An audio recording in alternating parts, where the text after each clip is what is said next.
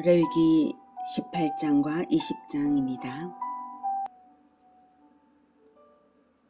18장. 여호와께서 모세에게 말씀하여 이르시되 너는 이스라엘 자손에게 말하여 이르라.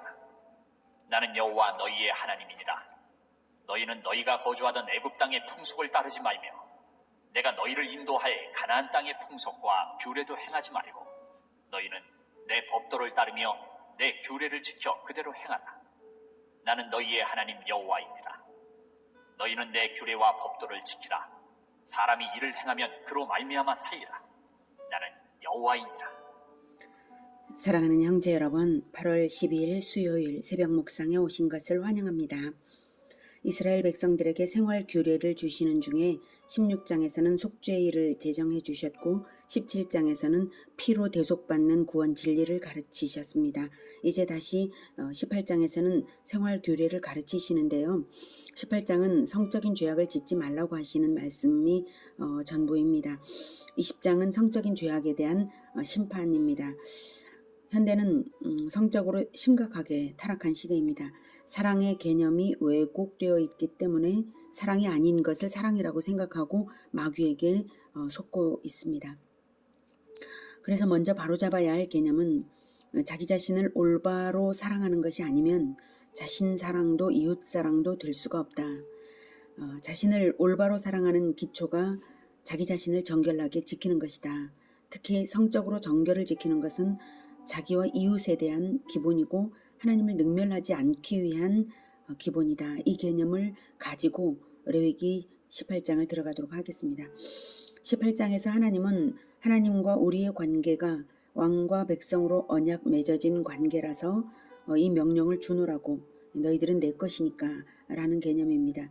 그래서 이 명령을 주노라고 먼저 도장을 찍듯이 2번이나 강조하고 계십니다. 2절에 너는 이스라엘 자손에게 말하여 이르라. 나는 하나님 너희의 나는 여호와 너희의 하나님이니라. 나는 여호와 너희의 하나님이니라.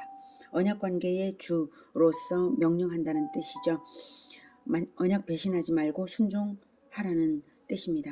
4절 너희는 내 법도를 따르며 내 규례를 지켜 그대로 행하라. 나는 너희의 하나님 여호와이니라. 너희의 하나님 여호와이니라. 이것은 언약 관계를 강조하시는 것입니다.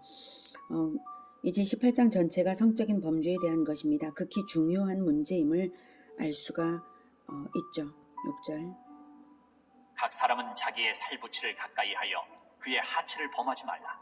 나는 여호와이니라. 네, 살부치는 친족 관계이고요. 하체를 범하지 말라는 성관계는 물론 나체를 의도적으로 보거나 유사 성행위를 하거나 해서는 안 된다는 그런 개념입니다. 18장에서는 그저 읽기만 하면 알 수 있는 것이고요. 제가 특별히 강의할 것이 없어서 강의는 꼭 필요한 부분에만 이제 넣겠습니다. 7절 내 어머니의 하체는 곧 내 아버지의 하체이니 너는 범하지 말라. 그는 내 어머니인즉 너는 그의 하체를 범하지 말지니라. 너는 내 아버지의 아내의 하체를 범하지 말라. 이는 내 아버지의 하체니라.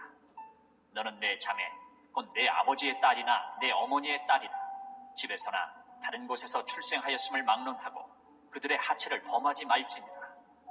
내 손녀나 내 외손녀의 하체를 범하지 말라. 이는 내 하체니라. 내 아버지의 아내가 내 아버지에게 낳은 딸은 내 누이니 너는 그의 하체를 범하지 말지니라. 너는 내 고모의 하체를 범하지 말라. 그는 내 아버지의 살부친이라. 너는 내 이모의 하체를 범하지 말라. 그는 내 어머니의 살부친이라. 너는 내 아버지 형제의 아내를 가까이 하여 그의 하체를 범하지 말라. 그는 내 숙모니라. 너는 내 며느리의 하체를 범하지 말라. 그는 내 아들의 아내이니 그의 하체를 범하지 말지니라. 너는 내 형제의 아내의 하체를 범하지 말라. 이는 내 형제의 하체니라. 너는 여인과 그 여인의 딸의 하체를 아울러 범하지 말며 또 그 여인의 손녀나 외손녀를 아울러 데려다가 그의 하체를 범하지 말라. 그들은 그의 살부치이니 이는 악행이니라. 너는 아내가 생존할 동안에 그의 자매를 데려다가 그의 하체를 범하여 그로 질투하게 하지 말지니라. 너는 여인이 월경으로 불결한 동안에 그에게 가까이 하여 그의 하체를 범하지 말지니라.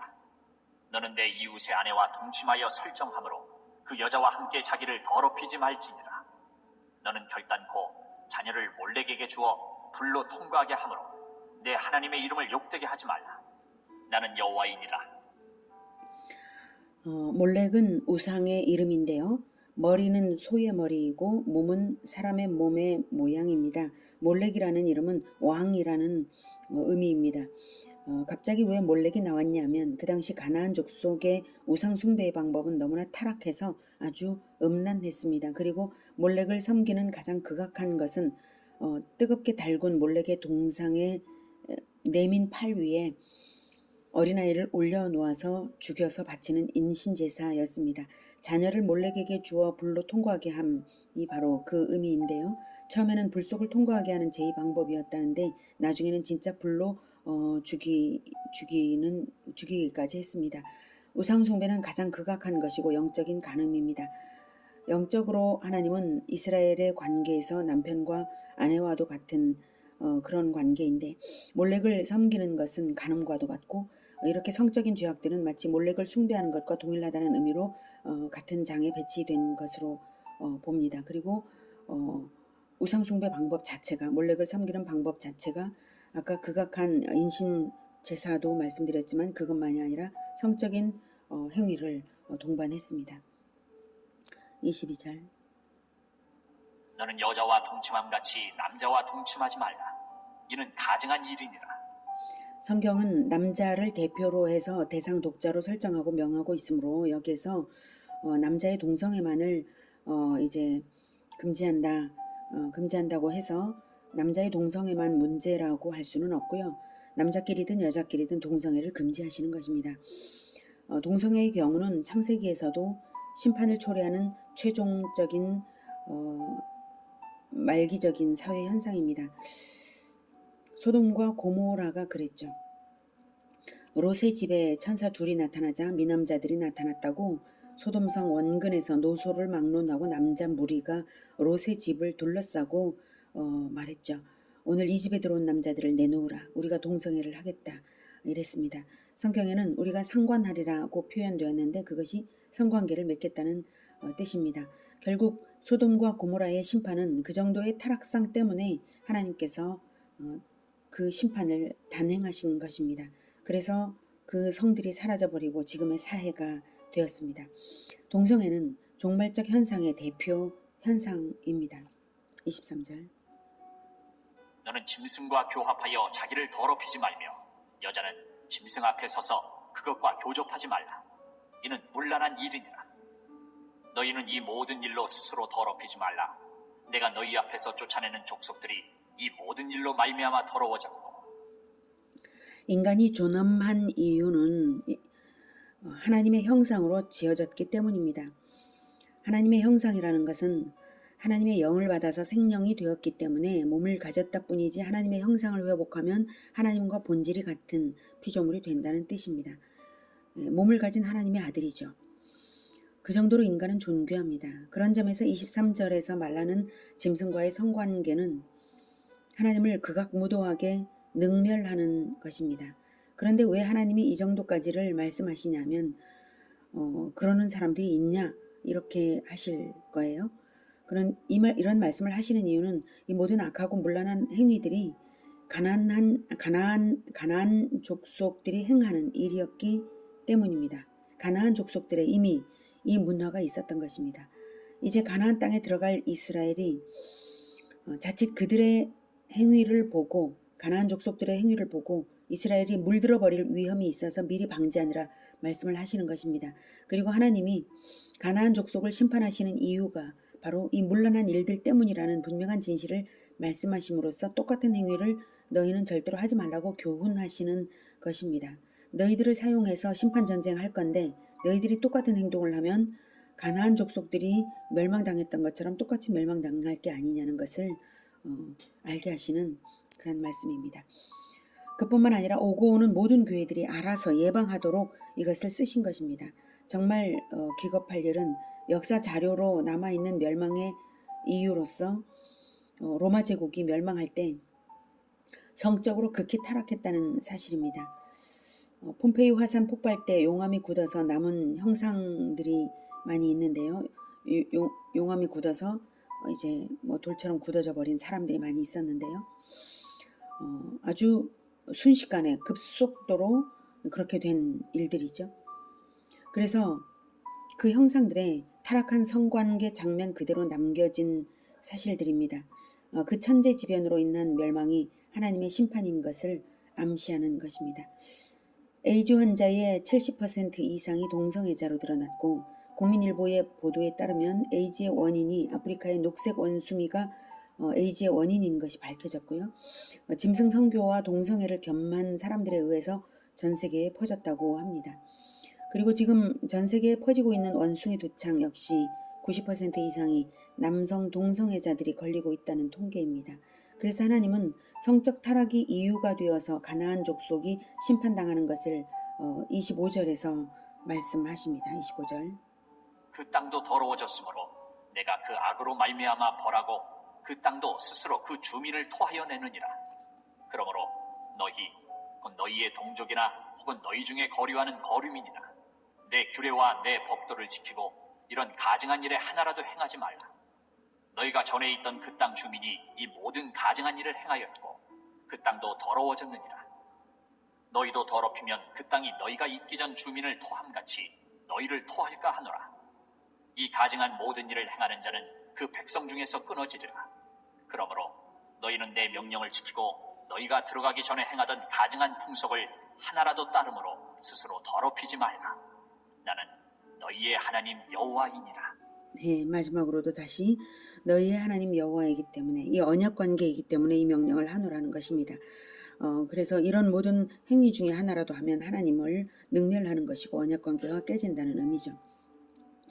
이렇게 18장에서 누누이 말씀하신 하나님께서는 20장에서 그 결과 어떤 심판을 당해야 하는지를 선언하십니다. 그래서 20장 들어가겠고요. 19장은 오늘 저녁 묵상으로 하도록 하겠습니다. 20장. 여호와께서 모세에게 말씀하여 이르시되 너는 이스라엘 자손에게 또 이르라. 그가 이스라엘 자손이든지 이스라엘에 거류하는 거류민이든지 그의 자식을 몰렉에게 주면 반드시 죽이되 그 지방 사람이 돌로 칠 것이요 나도 그 사람에게 진노하여 그를 그의 백성 중에서 끊으리니 이는 그가 그의 자식을 몰렉에게 주어서 내 성소를 더럽히고 내 성호를 욕되게 하였습니다. 그가 그의 자식을 몰렉에게 주는 것을 그 지방 사람이 못 본 채 하고 그를 죽이지 아니하면 내가 그 사람과 그의 권속에게 진노하여 그와 그를 본받아 몰렉을 음란하게 섬기는 모든 사람을 그들의 백성 중에서 끊으리라. 접신한 자와 박수무당을 음란하게 따르는 자에게는 내가 진노하여 그를 그의 백성 중에서 끊으리니 너희는 스스로 깨끗하게 하여 거룩할지어다. 나는 너희의 하나님 여호와입니다. 너희는 내 규례를 지켜 행하라. 나는 너희를 거룩하게 하는 여호와이니라.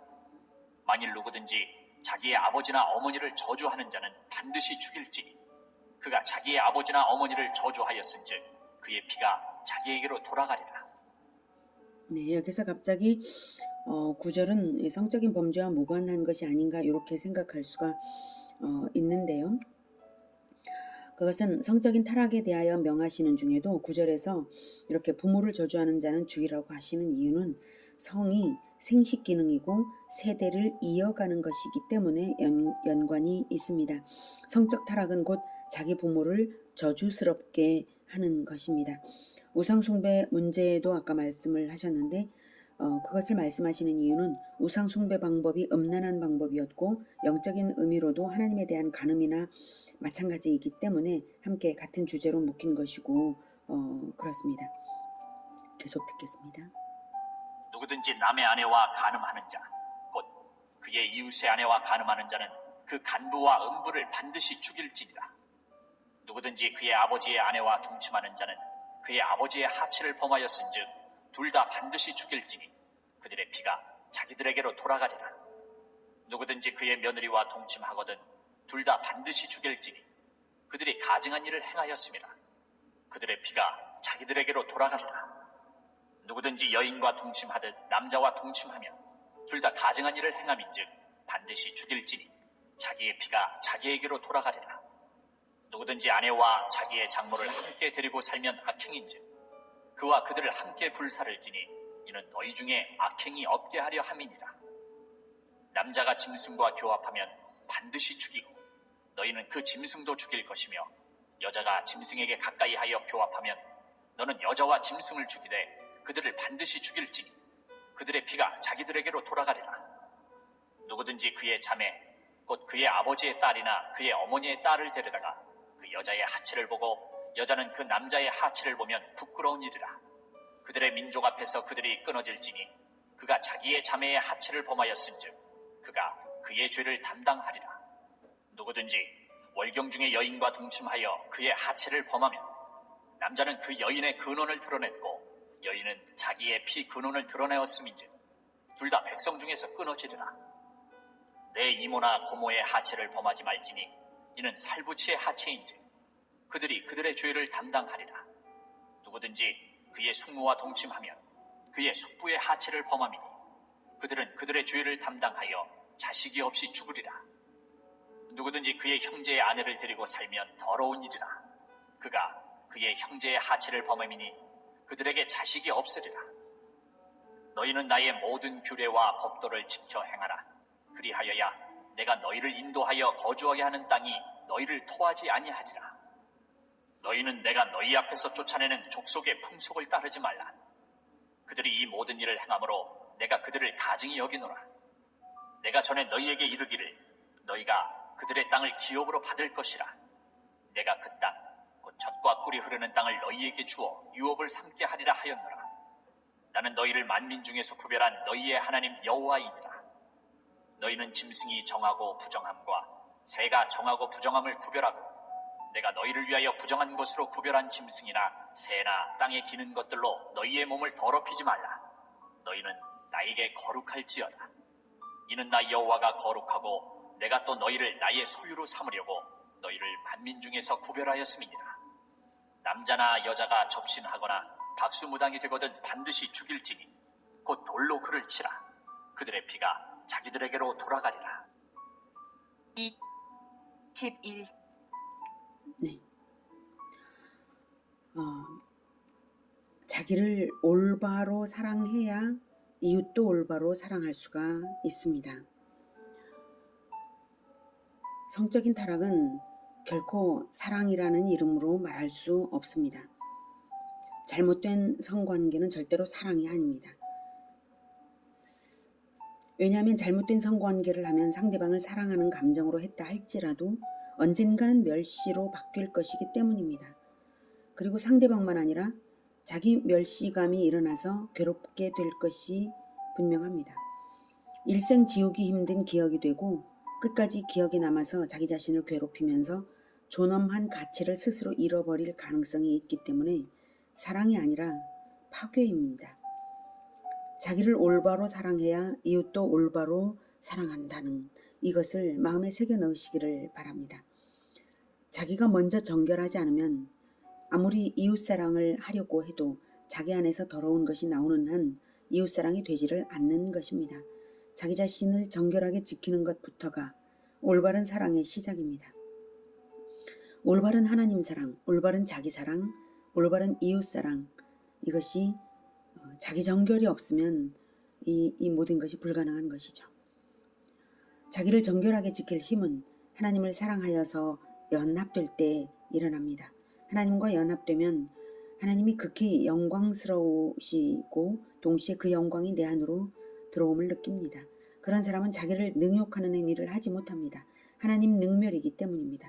하나님과 연합되고 감동된 그런 사람은 이웃에게 하나님을 알리고 싶어 합니다. 하나님과 연합시켜 주고 싶어 하지 육체적인 연합을 생각지 않습니다.